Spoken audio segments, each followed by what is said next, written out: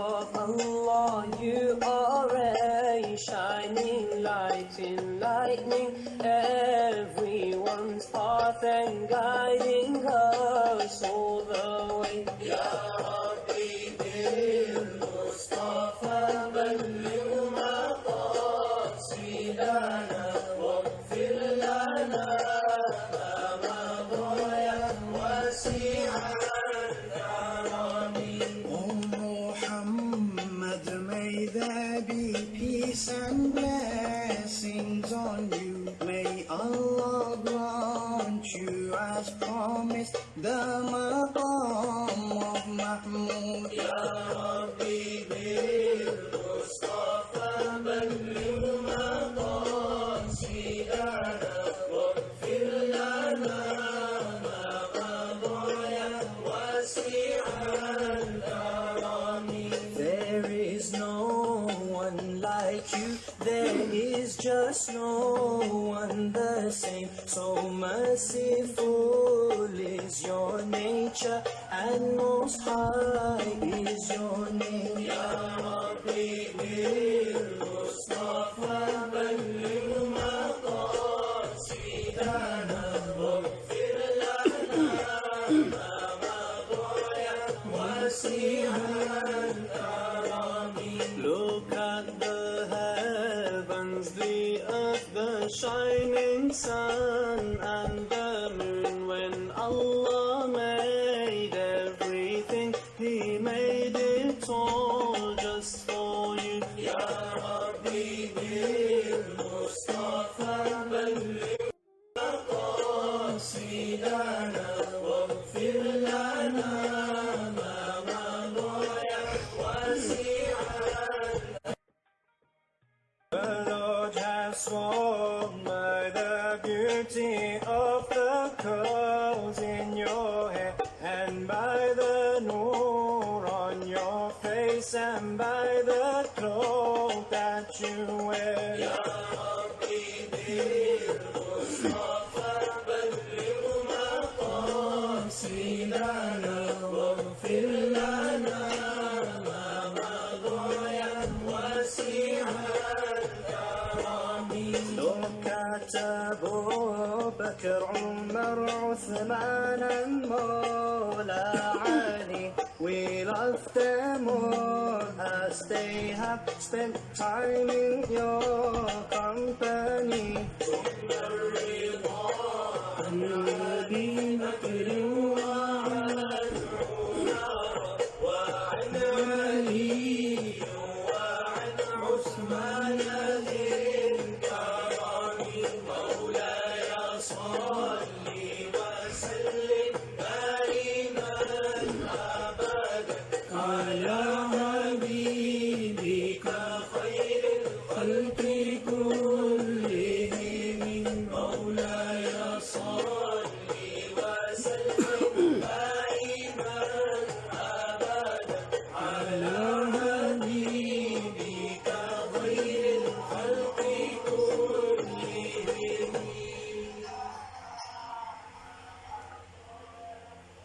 الحمد للہ رب العالمین والعاقبۃ للمتقین والصلاة والسلام علی سید الانبیاء والمرسلین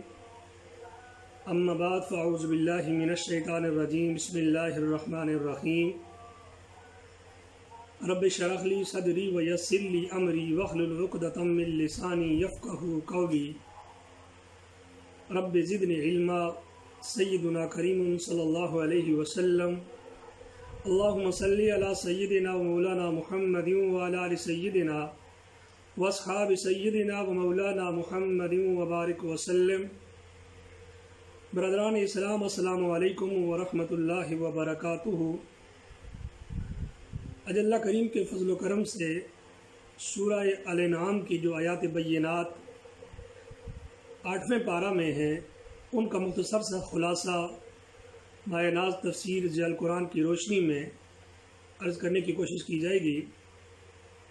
دعا ہے اللہ کریم سے کہ اللہ کریم جو کچھ میں بیان کروں اس پہ مجھے اور آپ کو صحیح طور پہ سمجھنے کی اور اس پہ عمل کرنے کی توفیق رفیق عطا فرمائے. احباب گرامی قدر 8واں پارہ سورہ الانعام کی آیت نمبر 112 سے شروع ہوتا ہے. پہلی آیت کریمہ میں اللہ کریم نے ارشاد فرمایا وَلَوْ أَنَّنَا نَزَّلْنَا إِلَيْهِمُ الْمَلَائِكَةَ وَكَلَّمَهُمُ الْمَوْتَى وَحَشَرْنَا عَلَيْهِمْ كُلَّ شَيْءٍ قُبُولًا مَا كَانُوا لِيُؤْمِنُوا إِلَّا أَن يَشَاءَ اللَّهُ وَلَكِنَّ أَكْثَرَهُمْ يَجْهَلُونَ۔ اللہ کریم ارشاد فرماتا ہے کہ اگر ہم اتارتے ان کی طرف فرشتے اور باتیں کرنے لگتے ان سے مردے قبروں سے اٹھ کر، اور ہم جمع کر دیتے ہر چیز کو ان کے لیے ان کے روبرو، تب بھی وہ ایمان نہ لاتے مگر یہ چاہتا اللہ تعالیٰ، لیکن اکثر ان میں سے بالکل جاہل ہیں۔ اباب گرامی قدر، اس آیت کریمہ میں جو پہلی آیت کریمہ ہے اس پارے کی اور سورہ الانعام کی جو آیت نمبر 112 ہے، اس میں اللہ کریم کفار کے بارے میں ارشاد فرما رہا ہے کہ کفار جو تھے وہ نت نئے معجزہ کی فرمائش کرتے۔ اللہ تعالیٰ ارشاد فرماتے ہیں کہ اگر ان سب کی فرمائشیں پوری کر دی جب جائیں اور فرشتے آسمان سے اتر کر ان کے پاس آ کر کھڑے ہو جائیں، مردے قبروں سے نکل کر ان سے باتیں کرنے لگیں اور ہر چیز ان کے سامنے موجود ہو، تو پھر بھی یہ ایمان نہیں لائیں گے، کیونکہ ان کے دلوں میں تلاش حق کا جذبہ ہی نہیں ہے اور ہدایت طلب ہی نہیں۔ ایسے لوگوں کا راہ راست پر آنا ممکن ہی نہیں ہے، چونکہ ان کا جو ٹارگٹ ہے، جو مقصد ہے، وہ ہدایت کا طلب کرنا ہی نہیں ہے۔ اس لیے اللہ کریم نے اس آیت کریمہ میں ان کے بارے میں ارشاد فرمایا۔ پھر آگے مزید اللہ کریم ارشاد فرماتا ہے، ہاں ان کے ایمان لانے کی ایک ہی صورت ہے کہ ان سے اختیار اور ارادہ کی قوت سلب کر لی جائے اور انہیں مجبور محض بنا کر ایمان لانے کا حکم دیا جائے، لیکن ایسا کرنا منظور نہیں، کیونکہ حکمت الہی کا یہ منشا نہیں کہ انسان بھی دوسرے حیوانوں کی طرح عقل و خرد، سوچ و بچار اور ارادہ و اختیار سے یکسر محروم ہو کر پابند احکام بن جائے۔ لیکن اکثر لوگ اس حقیقت سے ناواقف ہیں اور یہ چاہتے ہیں کہ انہیں کوئی ایسا معجزہ دکھایا جائے جس کو دیکھنے کے بعد وہ بے اختیار ہو کر اسلام قبول کر لیں۔ تو باب گرامی قدر، اللہ کریم کی ذات نے ہمیں جو فری ویل دی ہے، جو ہمیں اختیار کا جو قوت عطا فرمائی ہے، تو وہ قوت اس بات کا تقاضا کرتی ہے کہ اللہ کریم نے ہمیں مجبور نہیں کیا، بلکہ انا ہدیناہ السبیل اما شاکرا و اما کفورا۔ رب نے ہمیں دونوں راستے دکھا دیے ہیں، ایک راستہ جو ہے وہ حق کا راستہ ہے اور ایک باطل کا راستہ ہے۔ اب رب نے ہمیں اختیار عطا فرمایا ہے، اب ہم جس راستے کو چاہیں ہم اختیار کر سکتے ہیں۔ اس کے بعد اللہ کریم نے اس سورہ مبارکہ میں جو دوسری چیز ذکر فرمائی، وہ آیت کریمہ جو آیت نمبر 114 ہے، اس میں اللہ کریم نے ارشاد فرمایا وَلِتَصْغَى إِلَيْهِ أَفْئِدَةُ الَّذِينَ لَا يُؤْمِنُونَ بِالْآخِرَةِ وَلِيَرْضَوْهُ وَلِيَقْتَرِفُوا مَا هُمْ مُقْتَرِفُونَ، اور چھوڑ دیجئے تاکہ مائل ہو جائیں اس کی طرف ان کے دل جو نہیں ایمان لائے آخرت پر، اور تاکہ پسند کریں اسے اور کرتے رہیں جو گناہ وہ اب کر رہے ہیں۔ احباب گرامی قدر، اس آیت کریمہ میں اللہ کریم نے کفار کے جو مطالبے ہیں اس کے بارے میں مزید ارشاد فرمایا کہ کفار مطالبہ کرتے تھے کہ ہمیں ایسی نشانیاں دکھاؤ جس سے ہم فیصلہ کر سکیں کہ آپ سچے نبی ہیں۔ تو حضور نبی اکرم صلی اللہ علیہ وآلہ وسلم کو اللہ کریم ارشاد فرماتا ہے کہ آپ ان سے پوچھئے کہ کیا اللہ تعالیٰ سے بڑھ کر بھی کوئی سچا فیصلہ کرنے والا موجود ہے کہ جس کی طرف رجوع کیا جائے، اور اگر جو ہے وہ کائنات کے اندر اللہ کا فیصلہ جو ہے وہ صحیح تسلیم کرتے ہو۔ اللہ کریم فرماتا ہے، صاحب تفسیر ذیل قرآن فرما رہے ہیں کہ اگر اللہ کے فیصلے کو صحیح تسلیم کرتے ہو، اس نے تو قرآن جیسی معجز نما کتاب نازل کر کے میری صداقت کا فیصلہ فرما دیا ہے۔ مزید اطمینان کی ضرورت ہو تو یہود و نصارہ سے دریافت کر لو، ان کے پاس جو آسمانی کتابیں ہیں ان میں جگہ جگہ میری نبوت اور قرآن کے کلام الہی ہونے کی شہادتیں موجود ہیں۔ تو یہاں پر دونوں طریقوں سے اللہ کریم نے یہاں کفار کو حکم فرمایا۔ ایک تو یہ کہ میری صداقت کی دلیل یہ ہے کہ رب نے مجھے قرآن جیسی لازوال کتاب عطا فرمائی ہے، اور اگر پھر بھی تمہیں شک ہے، چونکہ اہل مکہ جو تھے وہ بھی یہود سے کافی حد تک مانوس تھے، وہ ان کے بارے میں جانتے تھے کہ وہ اہل کتاب ہیں، تو کہا اللہ کے نبی صلی اللہ علیہ وآلہ وسلم نے ارشاد فرمایا کہ ان سے پوچھ لو کہ شاید وہ تمہاری رہنمائی کر دیں کہ جو قرآن ہے یہ اللہ کی کتاب ہے اور میں اللہ کا سچا نبی ہوں۔ اللہ کے نبی جو ہے وہ آیا کرتے ہیں جب تک رب کائنات بھیجتا رہا، اور حضور نبی اکرم صلی اللہ علیہ وآلہ وسلم اس سلسلہ نبوت کی جو ہے وہ آخری کڑی ہے۔ اس کے بعد اللہ کریم نے ارشاد فرمایا، آگے ایک اور ارشاد فرمائی، فَكُلُوا مِمَّا ذُكِرَ اسْمُ اللَّهِ عَلَيْهِ إِن كُنتُم بِآيَاتِهِ مُؤْمِنِينَ۔ پہلے اللہ کریم نے ارشاد فرمایا، کفار کو دعوت توحید دی۔ اب ایک اور بات ارشاد فرمائی کہ تو کھاؤ اس میں سے لیا گیا ہو نام خدا کا، جس پر اگر تم اس کی آیتوں پر ایمان لانے والے ہو۔ احباب گرامی قدر، اس آیت کریمہ میں اللہ کریم نے جو ہے وہ کفار کو بھی ارشاد فرمایا کہ کفار جو تھے وہ مسلمانوں پر اعتراض کیا کرتے تھے کہ یہ عجیب و غریب قسم کے لوگ ہیں، جس چیز کو اللہ مار دے اسے حرام سمجھتے ہیں، اور جسے یہ خود ذبح کریں اسے حلال جانتے ہیں۔ یعنی کفار کے دماغوں کے اندر یہ بات نہیں آتی تھی، ایک چیز کو مسلمان خود ذبح کرتے ہیں اسے جائز کہتے ہیں، اسے حلال کہتے ہیں، اور وہ جانور جو خود بخود مر جائے، مردار ہو جائے، اس کو یہ حرام کہتے ہیں۔ اب یہاں صاحب تفسیر جلال قرآن ارشاد فرماتے ہیں کہ کفار مسلمانوں پر اعتراض کیا کرتے تھے کہ عجیب لوگ ہیں کہ جس چیز کو اللہ مار دے اسے حرام سمجھتے ہیں، اور جسے یہ خود ذبح کر دیں اسے حلال جانتے ہیں۔ اس کے متعلق ارشاد فرمایا کہ یہ شیطانی وسوسے ہیں، ان کا یہ کہنا ہی سرے سے غلط ہے کہ جو چیز خود مرے اس کو خدا نے مارا، اور جس کو ذبح کیا جائے اس کو ذبح کرنے والے نے مارا۔ فرمایا کہ ہر چیز کا مارنے والا اللہ تبارک و تعالیٰ ہی ہے، اس طرح تو پھر کوئی چیز بھی حرام نہ ہی ہونی چاہیے۔ ایسا نہیں بلکہ حلال و حرام کے لیے اللہ تعالیٰ کے احکام کی جو پابندی لازمی ہے، اور اپنے ڈھکوسلوں اور قیاس آرائیوں سے کام لینا ایمان کے خلاف ہے۔ اور جس حلال جانور کو اللہ تعالیٰ کا نام لے کر ذبح کیا جائے وہ حلال ہے، اسے بلا تعمل کھاؤ۔ تو یہ بات ہمارے مسلمانوں کے لیے بھی ہے، جو بعض اوقات اگر ایون کہ میں نے یہاں تک بھی لوگ دیکھے، اگر کوئی بندہ کسی جانور کو ذبح کرتا ہے، صدقہ دیتا ہے کوئی نئی گاڑی لینے کے ٹائم میں، تو ایسے بھی لوگ دیکھے جو اپنے آپ کو صاحب علم بھی کہتے ہیں، لیکن ان جانوروں کو کھانے سے منع کر دیتے کہ یہ فلاں ٹرک کے نام پر، فلاں بس کے نام پر ذبح کیا گیا، اب یہ حرام ہے۔ تو احباب گرامی قدر ایسا نہیں ہے، وہ جانور جس پر اللہ کا نام ذبح کرتے وقت لے لیا جائے اس کا کھانا جو ہے وہ حلال ہے۔ پھر یہاں اللہ کریم ارشاد فرماتا ہے، وَمَا لَكُمْ أَلَّا تَأْكُلُوا مِمَّا ذُكِرَ اسْمُ اللَّهِ عَلَيْهِ وَقَدْ فَصَّلَ لَكُم مَّا حَرَّمَ عَلَيْكُمْ إِلَّا مَا اضْطُرِرْتُمْ إِلَيْهِ وَإِنَّ كَثِيرًا لَّيُضِلُّونَ بِأَهْوَائِهِمْ بِغَيْرِ عِلْمٍ إِنَّ رَبَّكَ هُوَ أَعْلَمُ بِالْمُعْتَدِينَ۔ اللہ کریم نے ارشاد فرماتا ہے، اور کیا ہوا تمہیں کہ نہیں کھاتے ہو تم اس جانور کو لیا گیا ہو اللہ کا نام جس پر، حالانکہ اللہ تعالیٰ نے مفصل بیان کر دیا ہے تمہارے لیے جو اس نے حرام کیا ہے تم پر، مگر وہ چیزیں کہ تم مجبور ہو جاؤ اس کی طرف، اور بے شک بہت سے لوگ گمراہ کرتے ہیں اپنی خواہشوں سے بے علمی کے باعث، بے شک آپ کا رب خوب جانتا ہے حد سے بڑھنے والوں کو۔ اس آیت کریمہ کی تشریح سے پہلے ایک اور چیز حضرت علامت نے ارشاد فرمائی کہ جو چیزیں حرام تھیں ان کے متعلق اللہ تعالیٰ نے آگاہ کر دیا۔ اب یہ کتنی جہالت اور حماقت ہے کہ جس چیز کو اللہ تعالیٰ نے حرام نہیں کیا اسے حرام سمجھا جائے، اور جس جانور کو کلمہ گو اللہ تعالیٰ کا نام لے کر ذبح کرے اس کو نہ کھایا جائے۔ اور اس آیت میں وہ لوگ بھی غور کریں جو اس جانور کو حرام کہتے ہیں جسے اللہ کا نام لے کر ذبح کیا جائے، اور اس وقت کسی غیر کا نام بھی نہیں لیا جاتا، اور اس سے مقصد محض کسی بزرگ کو ایثار ثواب ہوتا ہے۔ وہ غور کریں کہ وہ اس آیت کا مصداق تو نہیں ہے۔ یعنی یہاں پر حضرت علامت رحمۃ اللہ علیہ نے ایک بات ارشاد فرمائی، اکثر اوقات جب لوگ کسی مزار کے اوپر یا کسی بھی مقام پر اس کے قرب و جوار میں کسی اللہ کے ولی کے مزار پر جا کر کوئی جانور ذبح کرتے ہیں، اور ذبح کرتے ہوئے اللہ کریم کا نام لیتے ہیں، بعض لوگ اس کو بھی حرام قرار دیتے ہیں۔ تو احباب گرامی قدر، یہاں پر صاحب تفسیر جلال قرآن فرما رہے ہیں کہ وہ چیز جس پر اللہ کا نام لے کر ذبح کر دیا جائے اس کا کھانا حلال ہے۔ میں نے پہلے بھی عرض کیا تھا کہ اگر کسی بندے کی نیت یہ ہو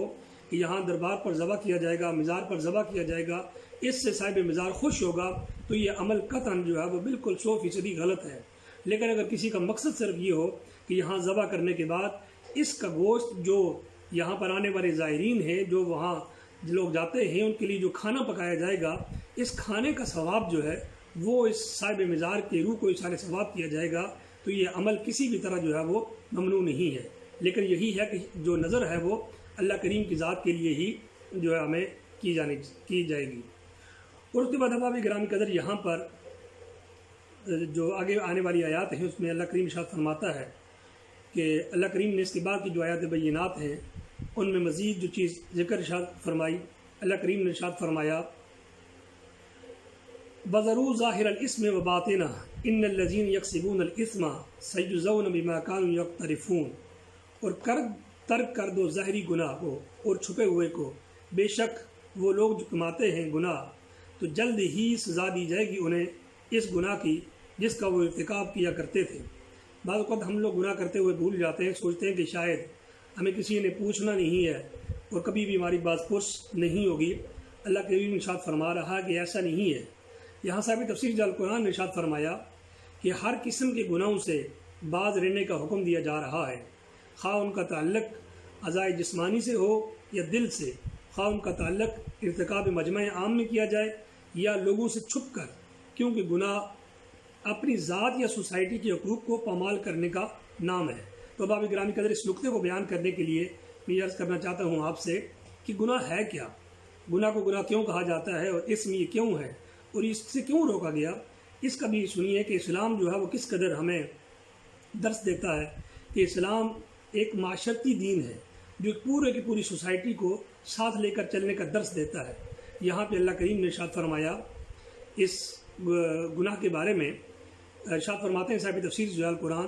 کیونکہ گناہ جو ہے وہ اپنی ذات یا سوسائٹی کے حقوق کو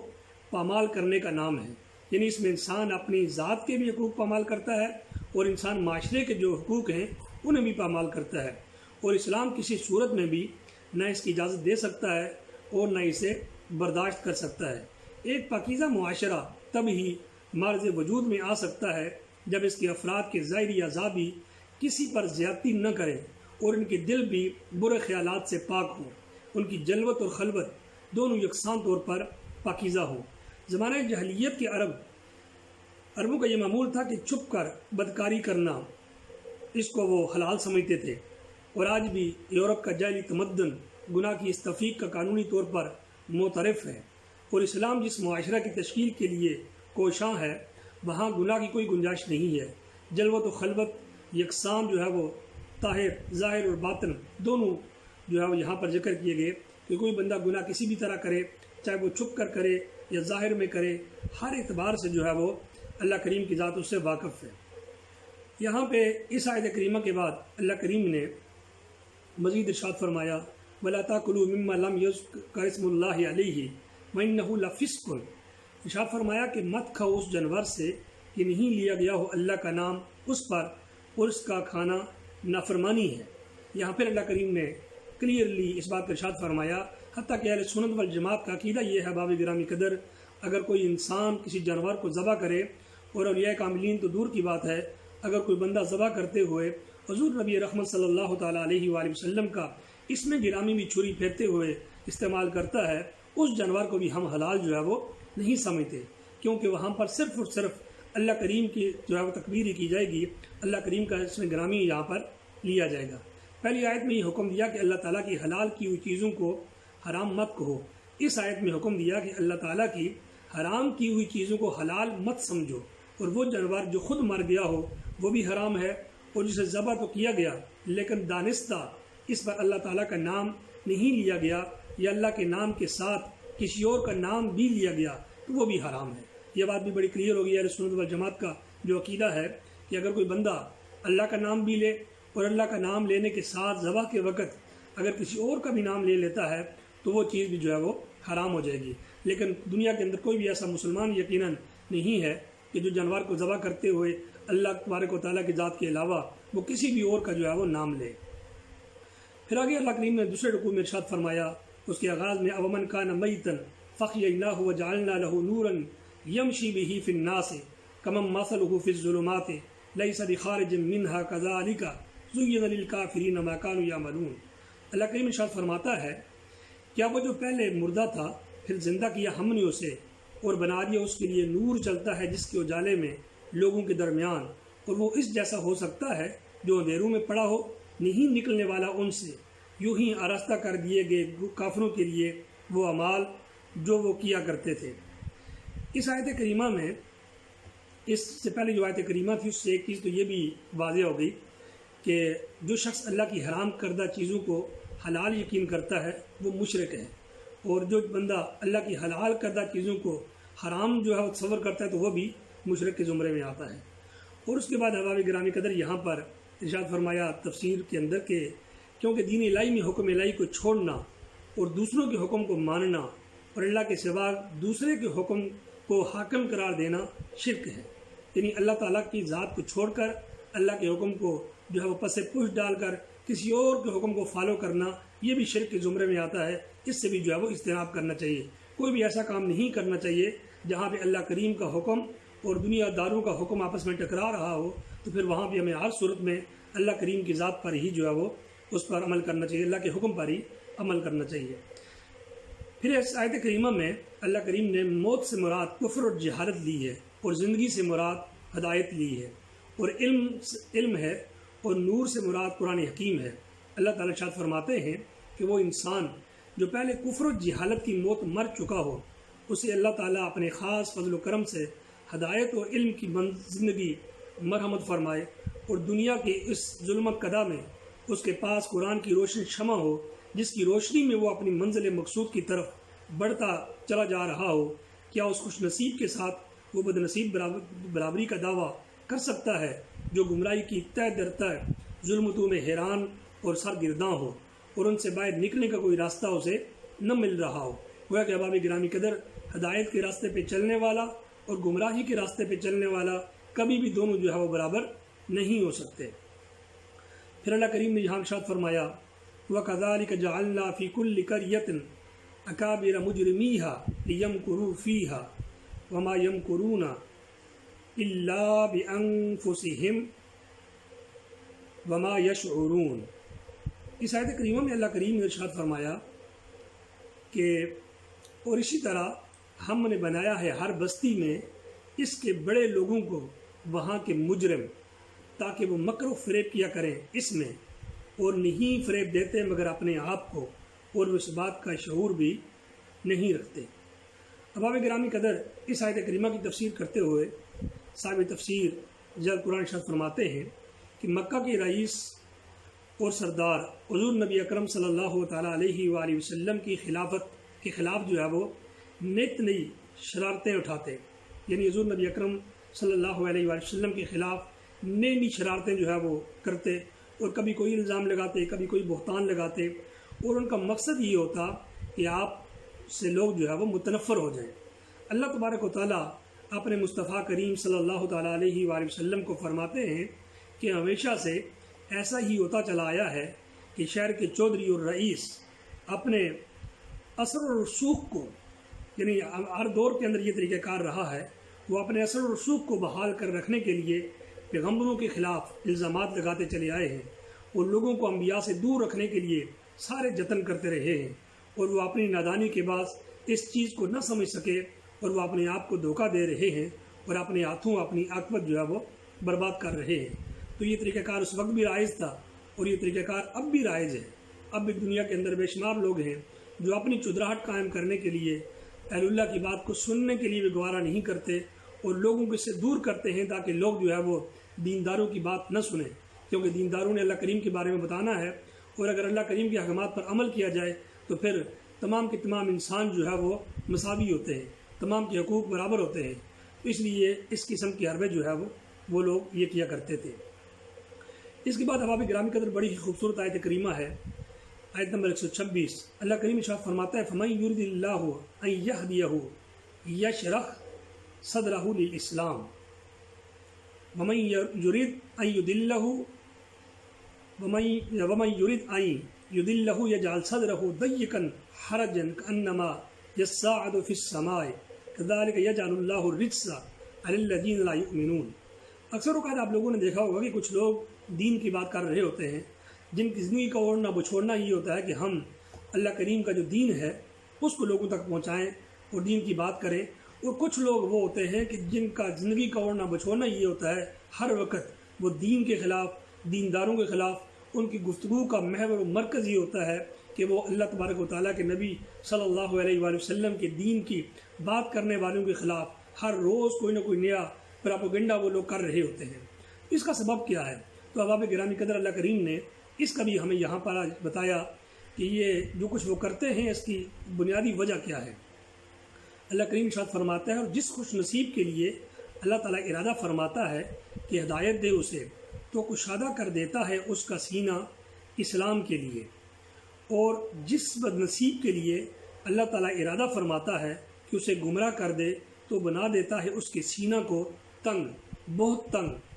گویا کہ وہ زبردستی چڑھ رہا ہے آسمان کی طرف۔ اسی طرح ڈال دیتا ہے اللہ تعالیٰ ناپاکی ان پر جو ایمان نہیں لاتے۔ تو اس آیت کریمہ کی تشریح کرتے ہوئے صاحب تفسیر ضیاء القرآن ارشاد فرماتے ہیں کہ جب اللہ تعالیٰ چاہتا ہے کہ کسی کو ہدایت عطا فرمائے تو اس کے سینہ کو حق کے لیے کشادہ کر دیتا ہے، اور وہ اپنے دل میں حق کی طرف رغبت اور آمادگی محسوس کرتا ہے۔ حضور نبی اکرم صلی اللہ علیہ وآلہ وسلم سے کسی نے دریافت کیا کہ کیف الشرح یا رسول اللہ، کہ اللہ کریم، اے اللہ کے پیارے نبی صلی اللہ علیہ وآلہ وسلم، یہ ارشاد فرمائیے کہ شرح صدر کیا ہے، شرح صدر کی جو ہے وہ کیفیت کیا ہے، سینے کی گشادی کی کیفیت کیا ہے۔ میرے کریم آقا صلی اللہ علیہ وآلہ وسلم نے فرمایا، الانابۃ الی دار الخلود والتجافی، میرے عن دار الغرور والاستعداد للموت قبل لقاء الموت۔ ارشاد فرمایا کہ انسان آخرت کی طرف مائل ہو جاتا ہے، اس دنیا سے اس کا دل متنفر ہو جاتا ہے، اور موت کے آنے سے پہلے وہ موت کے لیے مکمل تیاری کر دیتا ہے۔ اور جب انسان موت کے آنے سے پہلے موت کے لیے تیاری نہ کرے، اور جب انسان اپنے آپ کو گناہوں سے نہ بچائے، اس کا مطلب ہے کہ اس کا دل جو ہے وہ اللہ کریم کے راستے پر نہیں چل رہا۔ تو یہ بھی بڑی واضح جو ہے وہ دلیل ہے ہمارے پاس اس بات کی۔ اگر ہم اپنا موازنہ کرنا چاہیں کہ ہم اللہ کریم کے راستے پر چل رہے ہیں یا نہیں چل رہے، تو یہ آیت کریمہ جو ہے وہ ہماری رہنمائی کرتی ہے۔ اس ضمن میں ایک اور بات ارشاد فرماتے ہیں، یہاں حرج، لفظ حرج استعمال کیا گیا۔ حضرت فاروق اعظم رضی اللہ عنہ نے لفظ حرج کی تحقیق کے لیے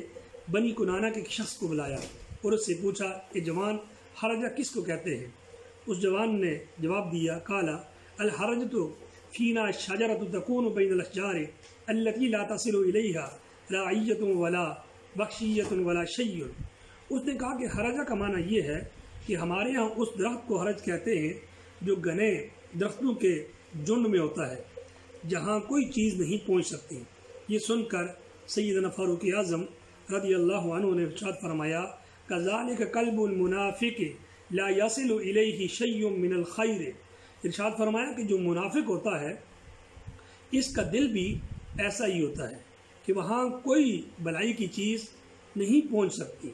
گویا کہ جو منافق کا دل ہے اس میں کوئی بھی چیز جو ہے وہ بھلائی کی نہیں پہنچ سکتی۔ اور یہاں پر مقصد یہ ہے کہ جب کسی کے پہم سرکشیوں کے باعث اللہ تعالیٰ کی نظر عنایت اس کی طرف سے پھر جاتی ہے، تو قبول حق سے اس کا دل بہت تنگ ہو جاتا ہے۔ حق کو تسلیم کرنے کا تصور کرتے ہی اس کی حالت ایسی نہ گفتابے ہو جاتی ہے جیسے کسی انسان کو آسمان کی طرف چڑھنے پر مجبور کیا جائے، جس طرح اس کا سانس پھول جاتا ہے، اوسان خطا ہو جاتے ہیں، اور ایک بے بسی کی کیفیت طاری ہو جاتی ہے۔ اسی طرح اس بد نصیب کا حال جو ہے اللہ کریم یہاں بیان فرما رہا ہے۔ گویا کہ بار بار نافرمانیوں کے سبب اللہ کریم اسے یہ سزا دیتا ہے۔ اور رزق کہتے ہیں پلیدی اور ناپاکی کو، جو لوگ ایمان نہیں لاتے بطور سزا ان پر ناپاکی مسلط کر دی جاتی ہے، گویا کہ اپنے اعمال کے سبب ان کے ساتھ یہ صورتحال کر دی جاتی ہے۔ پھر آگے ارشاد فرمایا اللہ کریم نے آیت نمبر 29 کے اندر، اللہ کریم ارشاد فرماتا ہے کہ لہم دار السلام عند ربہم وہو ولیہم بما کانوا یعملون، اور ان کے لیے سلامتی کا گھر ان کے رب کے ہاں ہے، اور وہی ان کا دوست ہے بسبب ان نیک اعمال کے جو وہ کیا کرتے تھے۔ وَيَوْمَ يَحْشُرُهُمْ جَمِيعًا يَا مَعْشَرَ الْجِنِّ قَدِ اسْتَكْثَرْتُم مِّنَ الْإِنسِ وَقَالَ أَوْلِيَاؤُهُم مِّنَ الْإِنسِ رَبَّنَا اسْتَمْتَعَ بَعْضُنَا بِبَعْضٍ وَبَلَغْنَا أَجَلَنَا الَّذِي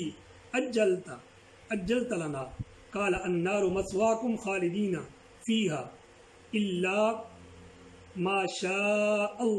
شَاءَ إِنَّ رَبَّكَ حَكِيمٌ عَلِيمٌ۔ اب آپ گرامی کہتے ہیں اس آیت کریمہ میں اللہ کریم نے جن باتوں کا ذکر فرمایا، سب سے پہلی بات تو یہ کہ اور جس دن جمع کرے گا اللہ تعالیٰ ان سب کو اور فرمائے گا کہ ایک جنوں کے گروہ بہت گمراہ کیا تم نے انسانوں کو، اور کہیں گے ان کے دوست انسانوں میں سے، اے ہمارے رب، فائدہ اٹھایا ہم نے ایک دوسرے سے اور پہنچ گئے ہم اپنی اس میعاد کو جو تو نے ہمارے لیے مقرر کی تھی۔ اللہ تعالیٰ فرمائے گا آگ تمہارا ٹھکانہ ہے، ہمیشہ رہو گے اس میں مگر جسے اللہ تعالیٰ نجات دینا چاہے۔ اب یہاں پر جسے اللہ کریم جو ہے وہ نجات دینا چاہے تو بے شک آپ کا رب بڑا دانا اور سب کچھ جاننے والا ہے۔ اس آیت کریمہ کی تفسیر بیان کرتے ہوئے صاحب تفسیر جل قرآن ارشاد فرماتے ہیں کہ جب مجرموں کو اپنے جرائم کے انکار کی مجال نہ رہے گی تو وہ اعتراف جرم کرتے ہوئے کہیں گے کہ ہم جن و انس ایک دوسرے سے خوب لطف اندوز ہوئے اور ساری عمر غفلت و نافرمانی میں برباد کر کے اب تیری جناب میں حاضر ہوئے ہیں۔ جنوں نے تو انسانوں سے یہ لطف اٹھایا کہ یہ انہیں بہکاتے گئے اور انسان بہکتے گئے اور وہ دام بچھاتے گئے، یہ اس میں پھنستے گئے، اور انسانوں نے جنوں سے یہ لطف اٹھایا کہ بدکاری، شراب، قتل و غارت وغیرہ سب گناہ ان کی نگاہ میں بہت دلکش بن گئے۔ انہوں نے متاع عقل و خرد کو تاکہ نسیاں پر رکھ دیا اور ہر پند و موجد سے کان بہرے کر دیے اور خوب داد عیش دیے۔ اب بھی بے شمار ایسے لوگ ہیں جو جنوں کا دھندا کرتے ہیں اور مختلف قسم کے عملیات کرتے ہیں اور ان کی پیروی میں کبھی کسی مسلمان کو قتل کر رہے ہوتے ہیں، کبھی کسی مسلمان عورت سے اس کا معصوم بچہ جو ہے منگوا کر مختلف قسم کے جادو کر رہے ہوتے ہیں۔ تو احباب گرامی قدر اس سے سختی کے ساتھ جو ہے وہ منع کیا کہ شیاطین جتنے بھی ہیں جنات میں سے اور انسانوں میں سے ان سے جو ہے بچنے کا اللہ کریم نے یہاں پر ہمیں حکم ارشاد فرمایا ہے، اس لیے ان سے بچنا حتی الوسع جو ہے وہ ضروری ہے۔ اور یہاں پر ایک اور بات ارشاد فرماتے ہیں کہ حضرت فضیل ابن عیاض رضی اللہ عنہ فرماتے ہیں کہ جب تو ایک ظالم کو دوسرے ظالم سے انتقام لیتا ہوا دیکھے تو پھر ٹھہر جا اور تعجب سے یہ تماشا دیکھ۔ کہ حضرت عباس رضی اللہ تعالیٰ عنہ فرماتے ہیں آپ نے ارشاد فرمایا کہ جب اللہ تعالیٰ کسی قوم پر خوش ہوتا ہے تو نیک آدمیوں کو ان کا حاکم بنا دیتا ہے، اور جب کسی قوم پر ناراض ہوتا ہے تو برے لوگوں کو ان کا حاکم بنا دیتا ہے۔ حضور صلی اللہ علیہ وآلہ وسلم کے ارشاد گرامی ہے کہ جو ظالم کی اعانت کرے گا اللہ تعالیٰ اسی ظالم کو اس پر مسلط کر دے گا۔ من عان ظالما سلط اللہ علیہ۔ تو احباب گرامی قدر اس سے بھی پتہ چلتا ہے کہ اگر ہم اعمال اچھے کریں گے اللہ کریم ہمارے اوپر نیک اور صالح حکمران عطا فرمائے گا، اور اگر ہم اعمال برے کریں گے جس طرح آج کل ہم لوگ کر رہے ہیں تو یقیناً اس کا سبب پھر ہمیں حکمرانوں کی شکل میں بھی ملتا رہے گا۔ تو اللہ تعالیٰ سے دعا کرنی چاہیے، کوشش کرنی چاہیے کہ اچھے اعمال کریں تاکہ رب کریم ہمارے اوپر اچھے حکمران مسلط کرے جو دین کی تابعداری کرنے والے ہوں، جو حضور نبی اکرم صلی اللہ علیہ وآلہ وسلم کی دین کو سربلند کرنے والے ہوں اور جو امت مسلمہ کا خیال رکھنے والے ہوں۔ یہاں پہ مزید ارشاد فرمایا اللہ کریم ارشاد فرماتا ہے قیامت کے دن کے بارے میں کہ یا معاشر الجن والانس الم یاتکم رسل منکم یقصون علیکم آیاتی وینذرونکم لقاء یومکم ھذا قالوا شہدنا علی انفسنا وغرتهم الحیات الدنیا وشاہدوا علی انفسہم انہم کانوا کافرین۔ اللہ کریم ارشاد فرماتا ہے کہ ایک گروہ جنوں اور انسانوں کے کیا نہیں آئے تمہارے پاس رسول، تم ہی میں سے سناتے تھے تمہیں ہماری آیتیں اور ڈراتے تھے تمہاری اس دن کی ملاقات سے، کہیں گے کہ ہم گواہی دیتے ہیں اپنے خلاف، اور دھوکہ میں مبتلا کیا تھا انہیں دنیاوی لالچ نے، انہیں دنیاوی زندگی نے جو ہے وہ لالچ میں دیا، اور گواہی دیں گے اپنے خلاف کہ وہ کفر کرتے رہے تھے۔ اس آیت کریمہ کی تفسیر کرتے ہوئے صاحب تفسیر جل قرآن ارشاد فرماتے ہیں کہ قیامت کا دن بہت طویل ہوگا اور اس میں مختلف حالات پیش آئیں گے۔ جب کفار مومنین کے انعام و اکرام اور عزت اور منزلت کو دیکھیں گے تو اپنے کفر و شرک سے منکر ہو جائیں گے، کہیں گے کہ ہم نے تو کچھ کیا ہی نہیں ہے، اور اس خیال سے کہ شاید مکر جانے سے کچھ کام بنے یہ کہیں گے کہ واللہ ربنا ما کنا مشرکین، یعنی خدا کی قسم ہم مشرک نہ تھے۔ اس وقت ان کے منہ پر موریں لگا دی جائیں گی اور ان کی اعضاء ان کے کفر و شرک کی گواہی دیں گے۔ اسی کی نسبت سے اس آیت میں ارشاد ہوا وَشَاهِدُوا عَلَىٰ أَنفُسِهِمْ إِنَّهُمْ كَانُوا كَافِرِينَ، کہ ان کے نفس جو ہے ان کی گواہی دیں گے، وہ خود اپنی جو ہے وہ گواہی دیں گے۔ پھر آگے اللہ کریم نے ارشاد فرمایا کہ ذالک ان لم یکن ربک مہلک القری بظلم واہلھا غافلون، یہ اس لیے کہ نہیں ہے آپ کا رب ہلاک کرنے والا بستیوں کو ظلم سے اس حال میں کہ ان کے باشندے بے خبر ہوں۔ یہاں باب گرامی قدر ایک اصول اللہ کریم نے بیان فرمایا کہ جب کوئی بستی گمراہ ہو جاتی اور فسق و فجور میں منہمک ہو جاتی تو اچانک اس پر عذاب نازل نہیں کیا جاتا، بلکہ سنت الہی یہ ہے کہ پہلے ان کی طرف اللہ تعالیٰ کا پیغام سنانے والے بھیجے جاتے ہیں جو ان کو سمجھاتے ہیں اور اس گمراہی اور بدکاری سے باز آ جانے کی نصیحت کرتے ہیں۔ اگر پھر بھی وہ گمراہی اور کجروی پر بضد رہیں تو عذاب نازل ہوتا ہے اور انہیں نیست و نابود کر دیتا ہے۔ جب تک انبیاء کرام کا سلسلہ جاری تھا تو رب کائنات عذاب نازل فرمانے سے پہلے اپنے انبیاء کرام کو بھیجا کرتا تھا، لیکن یاد رکھیے حضور نبی اکرم صلی اللہ علیہ وآلہ وسلم کے بعد قیامت تک کوئی اور دوسرا نبی جو ہے وہ نہیں آ سکتا۔ میرے کریم آقا صلی اللہ علیہ وآلہ وسلم آخری نبی ہیں۔ اب اللہ کریم نے یہ جو ڈیوٹی ہے، یہ اللہ کریم کے پیارے محبوب صلی اللہ علیہ وآلہ وسلم کے جو غلام ہیں، جو علماء ہیں، جو اولیاء ہیں، جو صالحین ہیں، یہ ان کی ذمہ داری ہے کہ اس ڈیوٹی کو نبھاتے ہوئے لوگوں کو رب کائنات کی طرف جو ہے وہ بلائیں۔ تو اس بات میں اللہ کریم نے اس آیت کریمہ میں یہ بات رب کائنات نے ارشاد فرمائی۔ پھر آگے ارشاد فرمایا وَلِكُلٍّ دَرَجَاتٌ مِّمَّا عَمِلُوا وَمَا رَبُّكَ بِغَافِلٍ عَمَّا يَعْمَلُونَ، اور ہر ایک کے لیے درجے ہیں ان کے عمل کے مطابق، اور نہیں ہے آپ کا رب بے خبر اس سے جو وہ کیا کرتے ہیں۔ اور وَرَبُّكَ الْغَنِيُّ ذُو الرَّحْمَةِ، اور آپ کا پروردگار تو غنی ہے، رحمت والا ہے۔ إِن يَشَأْ يُذْهِبْكُمْ وَيَسْتَخْلِفْ مِن بَعْدِكُم مَّا يَشَاءُ كَمَا أَنشَأَكُم مِّن ذُرِّيَّةِ قَوْمٍ آخَرِينَ۔ اس آیت کریمہ میں اللہ کریم نے ارشاد فرمایا، اللہ کریم ارشاد فرماتا ہے کہ اور آپ کا پروردگار تو غنی ہے، رحمت والا ہے، اگر چاہے تو لے جائے تباہ کر دے تمہیں اور تمہاری جگہ وہ لے آئے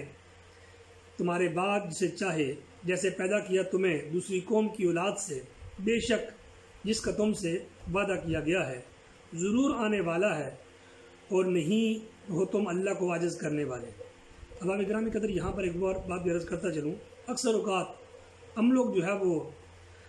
اپنی کمزرفی کا شکار ہو جاتے ہیں۔ جیسے ابھی میں یہاں پر تفسیر جل قرآن کا درس دے رہا ہوں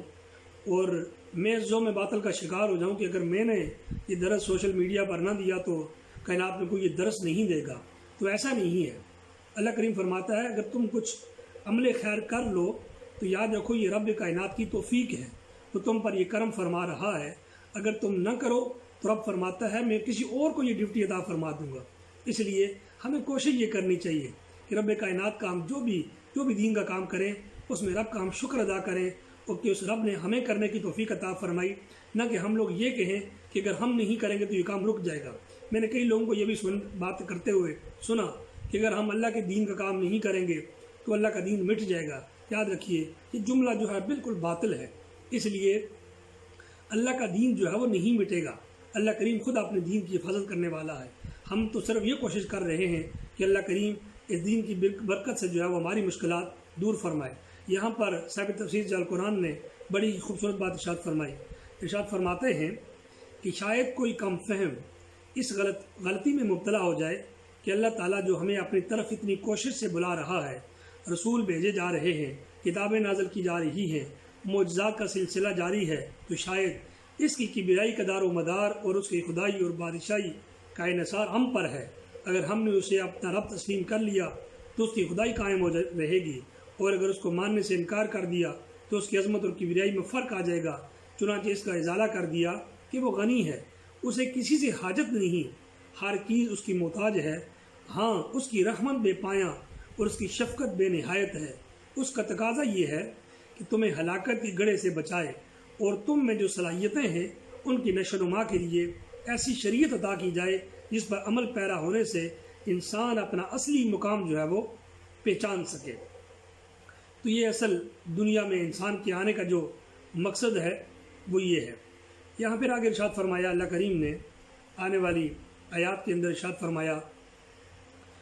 کہ انما توعدون لآت وما انتم بمعجزین، اور بے شک جس کا تم سے وعدہ کیا گیا ہے ضرور آنے والا ہے، یعنی قیامت کا جو دن ہے وہ ضرور آنے والا ہے، ایسا نہیں کہ وہ دن جو ہے وہ نہیں آئے گا، اور اگر وہ چاہے تو۔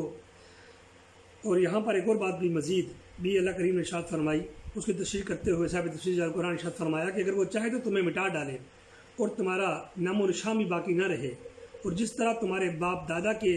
یہاں سے رخصت ہونے کے بعد تمہیں ان کا قائم مقام کر دیا اور دنیا کے سارے کاروبار جوں کہ توں چلتے رہے، اسی طرح وہ قادر مطلق تمہارا جانشین کسی اور قوم کو بنا دے گا، اور دنیا کی رونق میں کوئی کمی نہیں آئے گی۔ دنیا میں بے شمار ایسی قومیں گزری، اگر ہم بغداد کی تاریخ کا جو مشاہدہ کریں تو ہلاکو خان اور چنگیز خان کا دور گزرا، اس کے بعد انہی کے لوگوں میں سے، انہی کی خاندان میں سے اللہ کریم نے جو ہے وہ لوگ پیدا فرمائے جنہوں نے دین اسلام کا پرچم جو ہے وہ بلند کیا۔ اسی طرح اگر ہم دیکھیں تو کفار مکہ ایک وقت وہ تھا جو کہ کس قدر عرب کے بدتر کافر تھے، اور ایک وقت وہ بھی آیا انہی کی اولادوں نے پھر اسلام کی اس انداز میں تبلیغ کی کہ دنیا کے چپے چپے پر جو رب کا پیغام ہے وہ پہنچا دیا۔ اللہ کریم کی ذات جو ہے جس سے چاہے دین کا کام وہ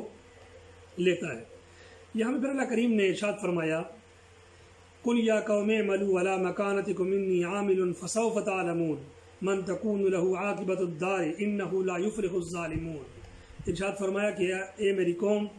تم عمل کیے جاؤ اپنی جگہ پر، میں اپنا کام کرنے والا ہوں، تو تم جان لو گے کہ کس کے لیے ہوتا ہے اچھا انجام، اور اس دنیا کے گھر کا بے شک فلاح نہیں پاتے ظلم کرنے والے۔ آپ فرمائیے کہ کفار تم دین اسلام قبول نہیں کرتے اور اپنے شرک اور کفر سے چمٹے رہنے کی جو ہے پر بضد ہو، تو تمہاری مرضی، تم اپنا کام کرتے رہو اور میں اپنا فرض ادا کرتا رہوں گا، اور موت کے تلخ گونج سے جب تمہارا یہ خمار اترے گا تو تمہیں خود ہی معلوم ہو جائے گا کہ کس کی دنیاوی زندگی کا اچھا نتیجہ برآمد ہوا اور اس کی کس کی زندگی کا نتیجہ جو ہے وہ برا ہو۔ اس لیے حکیم الامت علامہ اقبال علیہ الرحمہ نے بھی ارشاد فرمایا کہ بعض اوقات ہم کہتے ہیں کہ لوگ ہمیں کہتے ہیں کہ جب کوئی بات نہیں مانتا تو آپ کیوں اس کو حق کی دعوت دیتے ہیں، تو حکیم الامت رحمہ اللہ نے بھی یہی بات ارشاد فرمائی کہ اگر چبت ہیں جماعت کی آستینوں میں مجھے ہے حکم اذاں لا الہ الا اللہ، تو ایک داعی کے لیے یہی ہے کہ وہ حق کی دعوت دیتا رہے، کوئی نہیں مانتا تو نہ مانے، یہ اس کی اپنی قسمت ہے کہ مان لے گا تو نجات پا جائے گا، اگر نہیں مانے گا تو یقیناً گمراہی کی طرف نکل جائے گا۔ تو یہاں پہ اللہ کریم نے یہ بات جو ہے وہ ارشاد فرمائی۔ پھر اللہ کریم نے یہاں پر اپنی توحید کا ذکر فرمایا۔ اللہ کریم ارشاد فرماتا ہے وَجَعَلُوا لِلَّهِ مِمَّا زَرَعَ مِنَ الْحَرْثِ وَالْأَنْعَامِ نَصِيبًا فَقَالُوا هَٰذِهِ لِلَّهِ بِزَعْمِهِمْ وَهَٰذَا لِشُرَكَائِنَا فَمَا كَانَ لِشُرَكَائِهِمْ فَلَا يَصِلُ إِلَى اللَّهِ وَمَا كَانَ لِلَّهِ فَهُوَ يَصِلُ إِلَىٰ شُرَكَائِهِمْ سَاءَ مَا يَحْكُمُونَ۔ اس آیت کریمہ میں اللہ کریم ارشاد فرماتا ہے کہ کفار کا ایک اور عمل کہ کفار جو عمل کیا کرتے تھے وہ یہ کرتے کہ انہوں نے بنا رکھا ہے اللہ تعالیٰ کے لیے، اس سے انہوں نے یہ بنا رکھا ہے کہ جو پیدا فرماتا ہے فصلوں اور مویشیوں سے مقررہ حصہ، اور کہتے ہیں کہ یہ اللہ تعالیٰ کے لیے ہے ان کے خیال میں، اور یہ ہمارے شریکوں کے لیے ہے، تو وہ حصہ جو ان کے شریکوں کے لیے ہو تو وہ نہیں پہنچتا اللہ تعالیٰ کو، اور جو حصہ ہو اللہ تعالیٰ کے لیے تو وہ پہنچ جاتا ہے ان کے شریکوں کو۔ کیا ہی برا فیصلہ کیا کرتے تھے۔ تو باب گرامی قدر آپ اس آیت کریمہ کی تشریح سماعت فرمائیے صاحب تفسیر جلال قرآن کے خوبصورت الفاظ میں کہ وہ اہل مکہ جو تھے، جو کافر تھے مکہ کے، وہ کس طریقے سے انہوں نے اپنے جو مال کو، جو ان کی فصلیں ہوتی ہیں، اس کو وہ کس طریقے سے ڈیوائیڈ کیا کرتے تھے۔ یہاں مشرکین عرب کی حماقت اور جہالت کا ایک اور بین ثبوت پیش کیا جا رہا ہے۔ وہ کھیت جن کو اللہ تبارک و تعالیٰ نے اگایا اور وہ مویشی جن کو اللہ تعالیٰ نے پیدا کیا، ان میں سے کچھ حصہ وہ اللہ کے نام پر نکالتے اور اسے غریبوں اور مسکینوں اور مہمانوں کے لیے خرچ کرتے، اور کچھ حصہ اپنے بتوں کے نام کا حصہ نکالتے اور اسے ان کے پجاریوں پر صرف کرتے۔ یہ بھی کچھ کم حماقت نہ تھی کہ اللہ تعالیٰ کے حصہ کی طرح جو ہر چیز کا خالق ہے ان بے جان بتوں کا بھی حصہ نکالا جائے، لیکن اس سے بھی بڑھ کر حماقت یہ تھی کہ اگر اللہ تعالیٰ کے حصہ کا پھل زیادہ ہوتا یا جانور زیادہ موٹا تازہ ہوتا تو وہ اسے بتوں کے لیے رکھ لیتے کہ نام منتقل کر دیتے، اور اگر بتوں کا حصہ جو جانور یا جو فصل تھی وہ اچھا ہوتا تو اسے اللہ تعالیٰ کے نام منتقل نہ کرتے۔ تو قرآن کریم فرماتا ہے ساء ما یحکمون، سے یہ بتایا کہ ان کی جہالت اور حماقت کا کیا ٹھکانہ، کہ جو مالک اور خالق ہے اس کے حصہ میں تو آئے ردی چیز اور جن کا کوئی عمل دخل نہیں ان کو ملی عمدہ اور بہترین چیز، کہ اس سے بڑھ کر بھی کوئی نادانی ہو سکتی ہے۔ تو اب بھی احباب گرامی قدر ہم لوگ بھی آج اسی طرح کرتے ہیں، جو چیز اللہ کے نام پر دینی ہو تو ہم کوشش کرتے ہیں کہ اپنی سب سے بیکار ترین چیز، کوئی کپڑے مانگنے والا آئے تو ہم اپنے الماریوں سے نکال کر وہ کپڑا دیں گے جو بالکل استعمال کے قابل جو ہے وہ نہیں ہوگا، یا ہمارے گھر میں کوئی ایسے کھانا آ جائے، کوئی ایسی چیز آ جائے جو کھانا ہم جس کو خود لائق نہ کرتے ہوں، اس کو جو ہے ہم اس بندے کو دیتے ہیں جو بندہ مانگنے والا ہوتا ہے۔ یاد رکھیے، رب کے نام پر کبھی بھی حقیر چیز جو ہے وہ نہ دیں، بلکہ اس کے نام پر ہمیشہ جو ہے وہ اچھی چیز پیش کریں تاکہ وہ رب ہم سے راضی ہو جائے۔ پھر اللہ کریم آگے مزید اس آیت کریمہ کی وضاحت ارشاد فرماتا ہے، اور صاحب تفسیر جلال قرآن نے اس کی مزید تشریح کی۔ اللہ کریم ارشاد فرماتا ہے وَكَذَلِكَ زَيَّنَّا لِلْكَثِيرٍ مِّنَ الْمُشْرِكِينَ قَتْلَ أَوْلَادِهِمْ شُرَكَاؤُهُمْ لِيُرْدُوهُمْ وَلِيَلْبِسُوا عَلَيْهِمْ دِينَهُمْ وَلَوْ شَاءَ اللَّهُ مَا فَعَلُوهُ فَذَرْهُمْ وَمَا يَفْتَرُونَ۔ اور ارشاد فرمایا اللہ کریم نے یہاں ان کی دوسری ایک اور عادت ارشاد فرمائی کہ اور یوں ہی خوش نما بنا دیا ہے بہت سے مشرکوں کے لیے کہ اپنی اولاد کے قتل کرنے کو ان کے شریکوں نے، تاکہ ہلاک کر دیں انہیں اور مشتبہ کر دیں ان پر ان کا دین، اور اگر اللہ تبارک و تعالیٰ چاہتا تو وہ ایسا ہرگز نہ کرتے جو اللہ پر بہتان باندھتے ہیں، نہ کرتے تو چھوڑ دیجئے انہیں جو وہ بہتان باندھتے ہیں۔ اس آیت کریمہ کی تشریح کرتے ہوئے صاحب تفسیر جلال قرآن ارشاد فرماتے ہیں خزائن العرفان کے حوالہ سے کہ یہاں شریکوں سے مراد وہ شیاطین جن و انس ہیں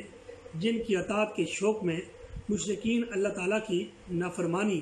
اور اس کی معصیت گوارا کرتے تھے، اور ایسے کبھی افعال اور جاہلانہ اعمال سے مرتکب ہوتے تھے جن کو عقل صحیح کبھی بھی گوارا نہ کر سکے، اور جن کی قباحت ادنی درجہ کے آدمی کو بھی تردد نہ دے۔ بت پرستی کی شامت سے وہ ایسے فساد عقل میں مبتلا ہوئے کہ حیوانوں سے بدتر ہو گئے، اور اولاد جس کے ساتھ ہر جاندار کو فطرتاً محبت ہوتی ہے، شیاطین کے اتباع میں اس کا بے گناہ خون کرنا انہوں نے گوارا کیا اور اس کو اچھا سمجھنے لگے، یعنی بتوں کے نام پر وہ اپنے اولادوں تک کو قربان کر دیا کرتے تھے۔ کس قدر وہ ہٹ درمی کا شکار ہوئے اور کس قدر وہ شیطان کی چالوں میں وہ لوگ جو ہے وہ پھنستے ہی چلے گئے۔ پھر اللہ کریم نے یہاں پر مزید ارشاد فرمایا، جو ان کی جو مزید وہ باتیں کیا کرتے تھے، اللہ تعالیٰ فرماتا ہے کہ اگر اللہ تعالیٰ چاہتا تو سب کو، یہاں پہ ایک اور بات بھی عرض کرتا چلوں میں کہ عام طور پر ہم یہی سوچتے ہیں کہ سارے لوگ مسلمان کیوں نہیں ہیں، سارے کے سارے لوگ جو ہے وہ حق کے راستے پر ہی چلنے والے کیوں نہیں ہیں، مختلف جو ہے وہ لوگ مختلف مذہبوں کے ماننے والے کیوں ہیں۔ تو ان تمام کی تمام باتوں کا اللہ کریم نے جو ذکر فرمایا وہ بھی وضاحت کے ساتھ یہاں ارشاد فرمایا، اور یہاں ایک اور بات ارشاد فرمائی کہ وَقَالُوا هَٰذِهِ أَنْعَامٌ وَحَرْثٌ حِجْرٌ لَا يَطْعَمُهَا إِلَّا مَن نَّشَاءُ بِزَعْمِهِمْ وَأَنْعَامٌ حُرِّمَتْ ظُهُورُهَا وَأَنْعَامٌ لَا يَذْكُرُونَ اسْمَ اللَّهِ عَلَيْهَا افْتِرَاءً عَلَيْهِ سَيَجْزِيهِم بِمَا كَانُوا يَفْتَرُونَ۔ اللہ کریم ارشاد فرماتا ہے ان کے بارے میں، اور بولے کہ یہ مویشی اور کھیتی رکی ہوئی ہے، کوئی نہیں کھا سکتا انہیں سوائے اس کے جسے ہم چاہیں، اور یہ بات اپنے گمان سے کہتے ہیں۔ اور بعض مویشی ان کے بارے میں کہتے ہیں کہ حرام ہیں جن کی پشتیں سواری کے لیے، اور بعض مویشی ہیں کہ نہیں ذکر کرتے نام خدا ان پر ذبح کے وقت۔ یہ سب محض افطرا ہے اللہ تعالیٰ پر، ان قریب اللہ کریم سزا دے گا انہیں جو وہ بہتان باندھا کرتے تھے۔ اس آیت کریمہ کی تفسیر کرتے ہوئے صاحب تفسیر جلال قرآن ارشاد فرماتے ہیں، اور اگر اللہ تعالیٰ چاہتا تو سب کو راہ ہدایت پر چلنے کے لیے مجبور کرتا، لیکن حکمت کا تقاضا یہ ہے کہ انسان اپنے اختیار اور ارادہ سے حق قبول کرے اور اسے رد کرے، اسے مجبور ماض بنا کر انسانیت کو مسند رفیع سے جمادات کی پستی میں پھینک نہ دیا جائے، یعنی گویا کہ کسی کو مجبور کر دینا کہ تم لازمی تم نے حق قبول کرنا ہے۔ اللہ تعالیٰ اگر چاہتا تو ہمیں ایسا بنا دیتا، لیکن پھر انسانوں، حیوانوں اور حیوانات اور جمادات کے اندر کوئی فرق نہ رہتا، اس لیے رب کریم نے ایسا نہ کیا۔ پھر یہاں مشرکین کے بارے میں فرمایا کہ مشرکین اپنی طرف سے باتیں گھڑتے اور پھر انہیں اللہ تعالیٰ کی طرف منسوب کر دیتے اور من گڑت باتوں پر عمل اس طرح کرتے جیسے یہ کوئی بہت بڑا کار ثواب سر انجام دے رہے ہیں۔ مثلا وہ کہتے ہیں کہ یہ حصہ جو بتوں کے لیے مخصوص ہے اس کا عام استعمال حرام ہے، اسے صرف وہی استعمال کر سکتا ہے جسے ہم اجازت دیں، مثلا یہ کہ بت خانہ کے پجاری یا مرد ہی اسے کھا سکتے ہیں، اوروں پر اس کا کھانا حرام ہے، اور جو جانور انہوں نے بتوں کے نام پر چھوڑ رکھے ہوتے ان پر سوار ہونے کو حرام سمجھتے، اور جن جانوروں کو وہ بتوں کے نام پر ذبح کرتے ان پر اللہ تعالیٰ کا نام لینا جائز نہ سمجھتے، اور ان من گڑت خرافات کے متعلق دعویٰ یہ کرتے کہ اللہ تعالیٰ کا حکم اسی طرح ہے۔ تو یہاں پر یہ بات بھی عرض کرتا چلوں کہ اکثر اوقات جو اہل سنت والجماعت پر جو اس طرح کے الزامات لگائے جاتے ہیں کہ وہ یہی عمل کرتے ہیں، تو احباب گرامی قدر آپ نے مشرکین کے یہ عقائد ملاحظہ فرما لیے،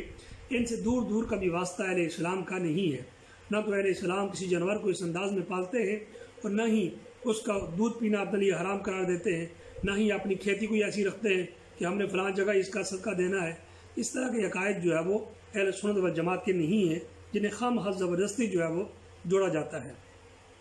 یہاں ایک اور بات ارشاد فرمائی کہ کفار کی منجملہ جہالتوں میں سے ایک مروجہ جہالت یہ بھی تھی کہ بعض جانوروں صائبہ اور بحیرہ، جس کا ذکر ہم پہلے کر چکے، کہ متعلق ان کا یہ عقیدہ تھا کہ ان کے پیٹ میں جو دودھ یا بچہ جو کچھ ہے اس کا استعمال مردوں کے لیے حلال ہے اور عورتوں کے لیے نہیں۔ یعنی جب ایک جانور کے پیٹ میں بچہ ہوتا تو کہتے اس کا جو دودھ اور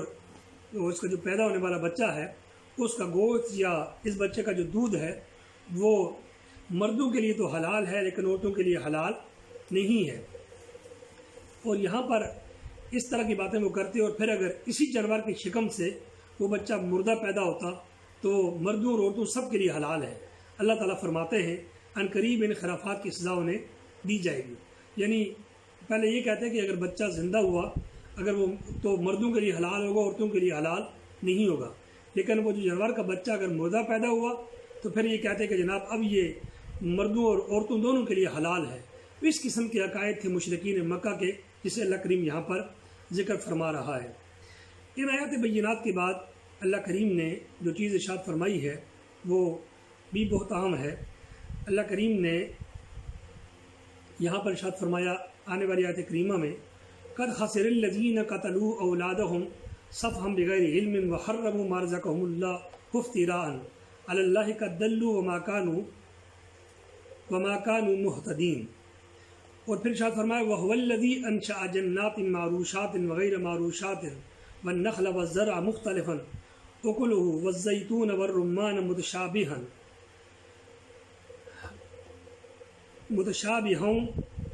وَغَيْرَ مُتَشَابِهٍ كُلُوا مِن ثَمَرِهِ إِذَا أَثْمَرَ وَآتُوا حَقَّهُ يَوْمَ حَصَادِهِ وَلَا تُسْرِفُوا إِنَّهُ لَا يُحِبُّ الْمُسْرِفِينَ۔ ان آیات بینات میں اللہ کریم نے ہمیں جن احکامات کا ذکر ارشاد فرمایا، اللہ کریم فرماتا ہے یقیناً نقصان اٹھایا جنہوں نے قتل کیا اپنی اولاد کو حماقت سے بغیر جانے، اور حرام کر دیا جو رزق دیا تھا انہیں اللہ تعالیٰ نے بہتان باندھ کر اللہ تعالیٰ پر، بے شک وہ گمراہ ہو گئے اور نہ تھے وہ ہدایت پانے والے۔ اس آیت کریمہ کی تشریح کرتے ہوئے صاحب تفسیر ضیاء القرآن ارشاد فرماتے ہیں، لکھتے ہیں کہ اس آیت سے صاف واضح ہو گیا کہ اپنے وہم و گمان سے قانون بنانا اور اللہ تعالیٰ کی حلال کی ہوئی چیزوں کو حرام سمجھنا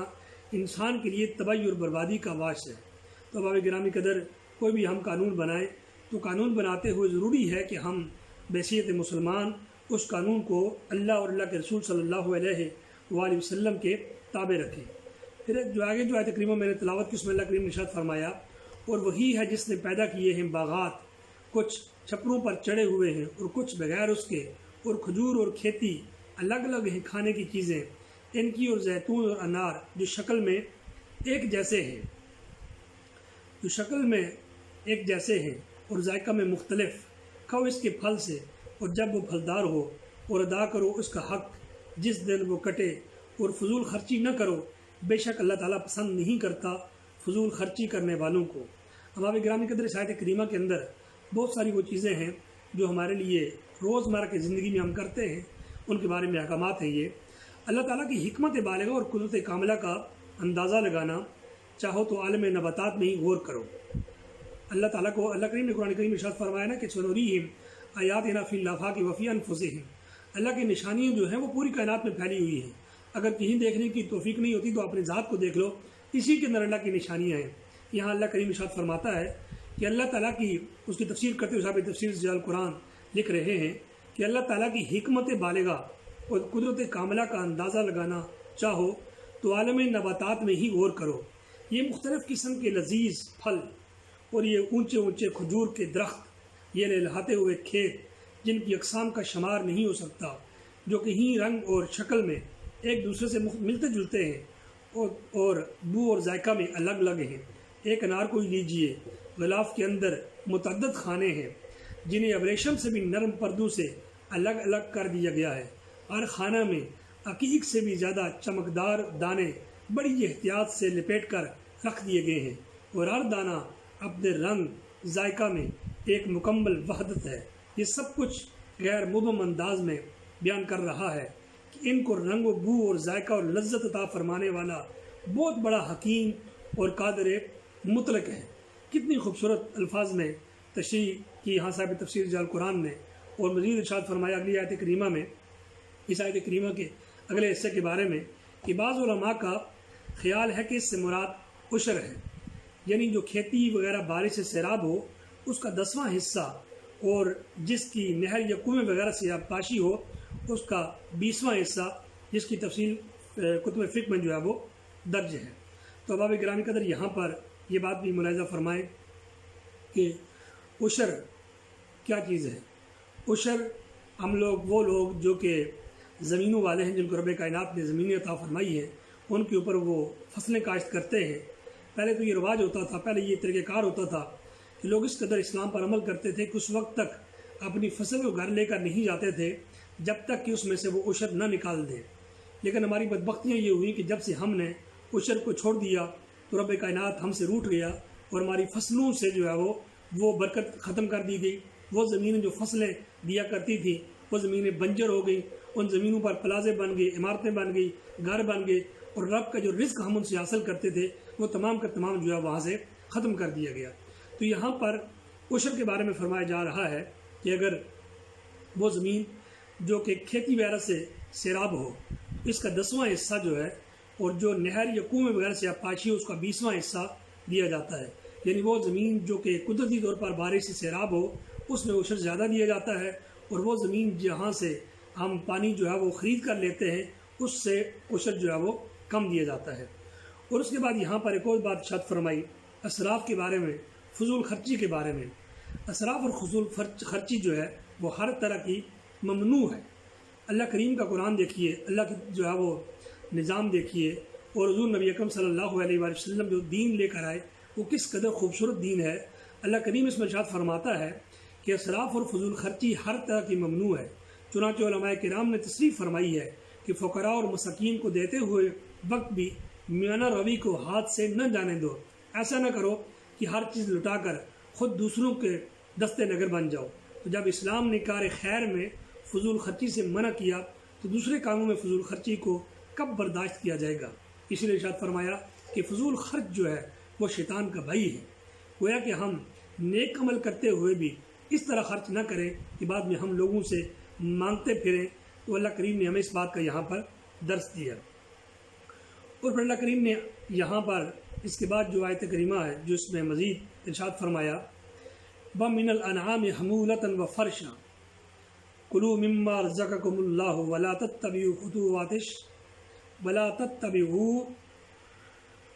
خُطُوَاتِ الشَّيْطَانِ إِنَّهُ لَكُمْ عَدُوٌّ مُّبِينٌ۔ اللہ کریم نے یہاں ارشاد فرمایا، پہلے تو ذکر فرمایا نباتات کا، پھر فرمایا کہ اور پیدا فرمائے بعض مویشی اور بوجھ اٹھانے والے، اور بعض زمین پر لٹا کر ذبح کرنے کے لیے، کھاؤ اس میں سے جو رزق دیا ہے تمہیں اللہ تعالیٰ نے، اور نہ پیروی کرو شیطان کے قدموں پر نہ چلو۔ تو عالم نباتات میں اپنی قدرت کاملہ اور حکمت بالغہ کی آیات بینات کا ملاحظہ کرنے کے بعد اب حق کے لیے متلاشی کی توجہ مختلف حیوانات کی طرف مبذول کرائی جا رہی ہے۔ احباب گرامی قدر، اللہ کریم نے اپنی توحید کے کس قدر آسان دلائل ذکر فرمائے ہیں کہ یہاں کسی قسم کی کوئی پیچیدگیاں نہیں ہے۔ اب اللہ کریم فرماتا ہے کہ حمولہ سے مراد کیا ہے۔ صاحب تفسیر جلال قرآن فرماتے ہیں کہ حمولہ سے مراد وہ بڑے بڑے جانور ہیں جو سواری اور بوجھ لادنے کے لیے استعمال ہوتے ہیں، جیسے ہاتھی ہے، گھوڑا ہے، اونٹ وغیرہ۔ اور فرش سے مراد وہ جانور ہیں جنہیں فرش پر لٹا کر ذبح کیا جاتا ہے اور ان کا گوشت کھایا جاتا ہے یا دودھ دوہا جاتا ہے۔ اور حضرت ابن زید فرماتے ہیں کہ حمولہ سے مراد ہر جانور کی شکل و صورت، قد و قامت، خوراک اور عادات بالکل جدا جدا ہیں۔ اپنی بے پناہ قوت اور جٹ پن کے باوجود انہیں انسان کا مطیع بنا دیا تاکہ وہ اس کا سامان اٹھا کر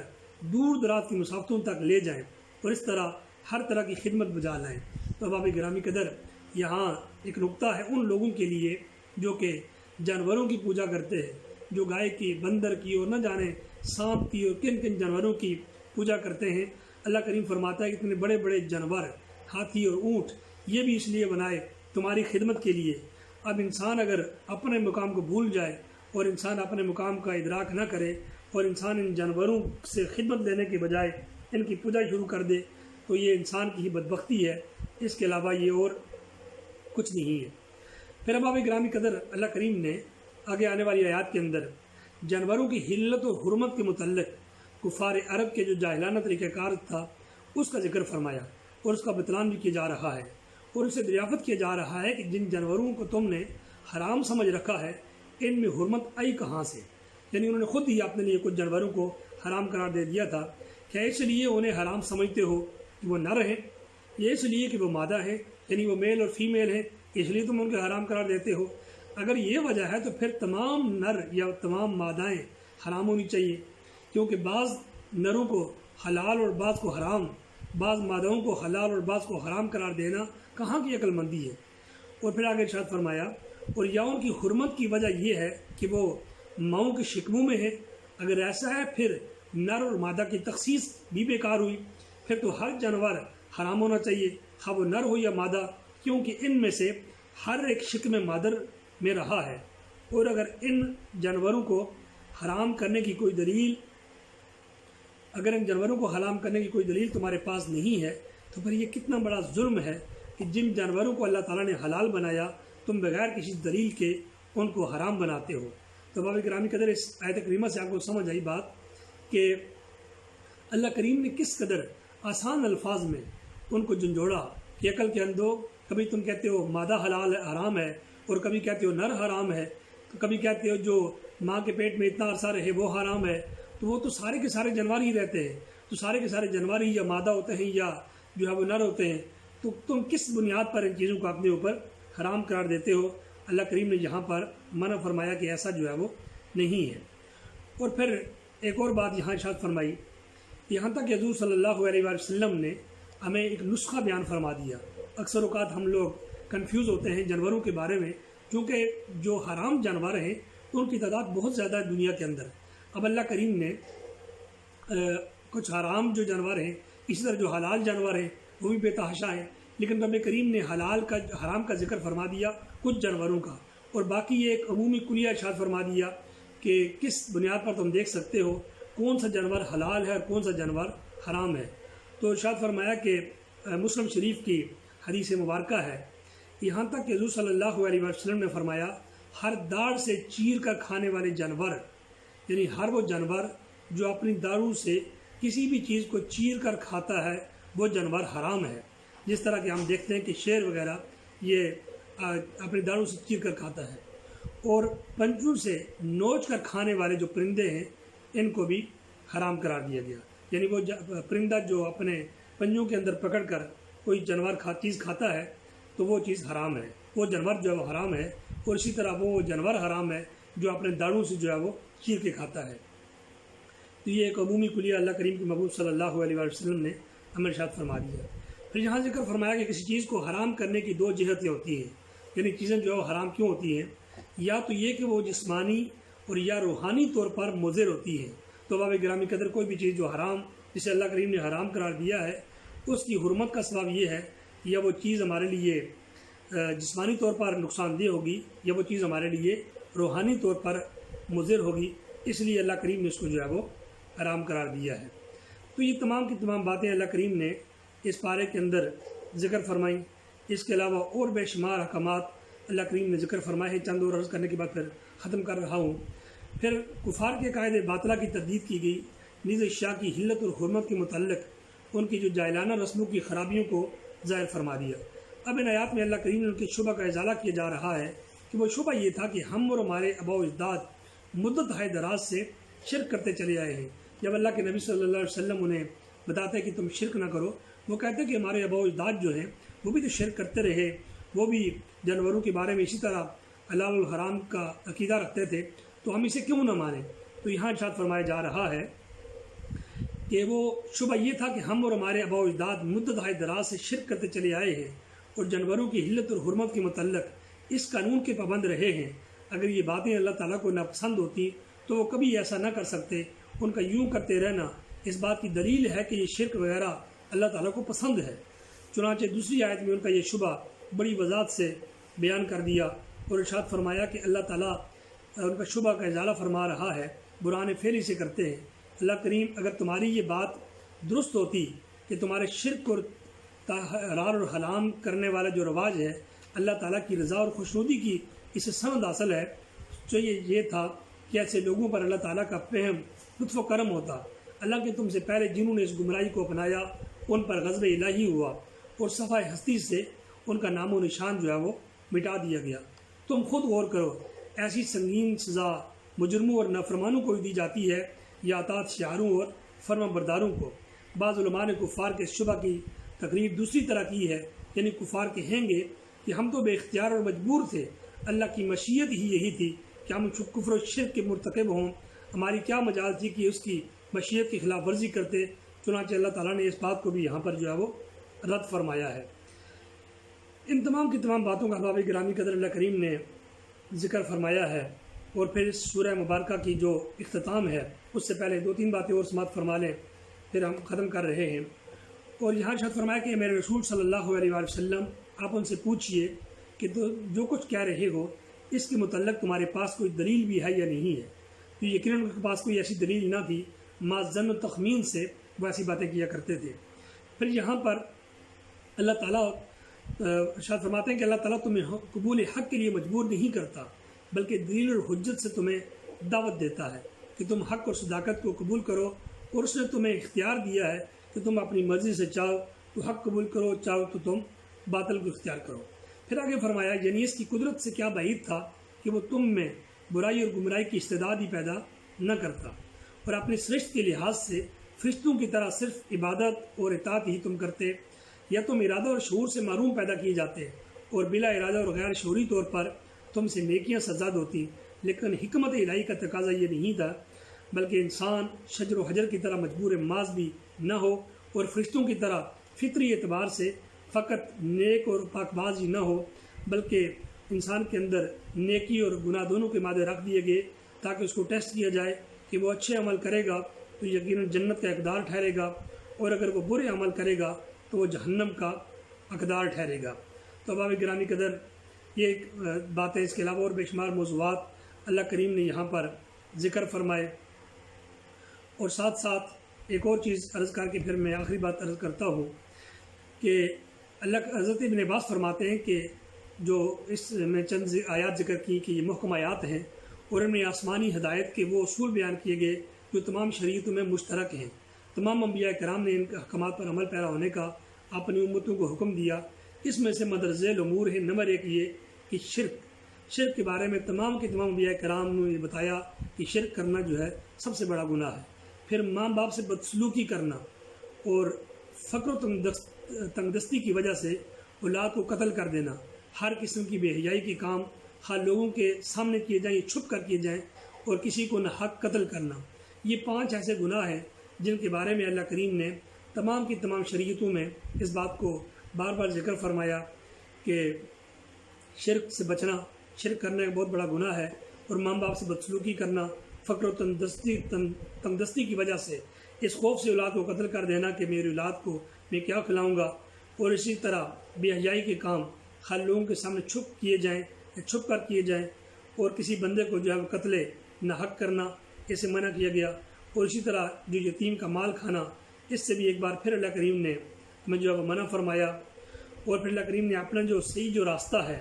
اس کو یہاں پر ذکر فرمایا کہ یہی جو دین کا راستہ ہے، یہی وہ راستہ ہے جس پر اللہ کریم نے تمہیں چلنے کا حکم دیا ہے۔ اور پھر آخری آیت کریمہ میں اللہ کریم نے حکم ارشاد فرمایا قل ان صلاتی و نسکی و محیای و مماتی للہ رب العالمین، کہ ہم اللہ کریم کی بارگاہ میں عرض کرتے ہیں کہ رب کائنات اللہ کریم کے نبی صلی اللہ علیہ وسلم کو رب فرماتا ہے کہ میرے محبوب اپنے غلاموں کو بتا دیجئے ان صلاتی و نسکی، کہ بے شک میری نماز، میری قربانی، و محیای و مماتی، اور میرا جینا اور میرا مرنا سب جو ہے وہ اللہ تعالیٰ کے لیے ہے۔ تو احباب گرامی کا دعا ہے اللہ کریم کی ذات سے کہ اللہ کریم جو کچھ میں نے بیان کیا اس کے اوپر عمل کرنے کی توفیق رفیق عطا فرمائے۔ اللہ کریم میری غلطیاں اور ہم سب کے گناہ معاف فرمائے، اور رمضان کا جو تقدس ہے اس کا اللہ تعالیٰ ہمیں خیال رکھنے کا جو ہے وہ خیال رکھنے کی توفیق عطا فرمائے، اور ہمیں رمضان المبارک کو صحیح طور پر گزارنے کی توفیق عطا فرمائے۔ اللہ کریم عالم اسلام کی خیر فرمائے۔ اللہ کریم ہمارے ملک میں آسانیاں عطا فرمائے۔ ملک کے اندر جو افراتفری ہے اس سے ملک کو رب کائنات نجات عطا فرمائے، اور جو بے روزگار لوگ ہیں انہیں رب کائنات سے ببرکت مہینے کے طفیل رزق حلال وافر مقدار میں عطا فرمائے، اور بے آسرا کو آسرا عطا فرمائے، اور جو ناحق آئے روز قتل ہوتے ہیں اللہ کریم انہیں محفوظ فرمائے، اور ایسے ظالموں کو رب کائنات جو ہے وہ کیفر کردار تک پہنچائے،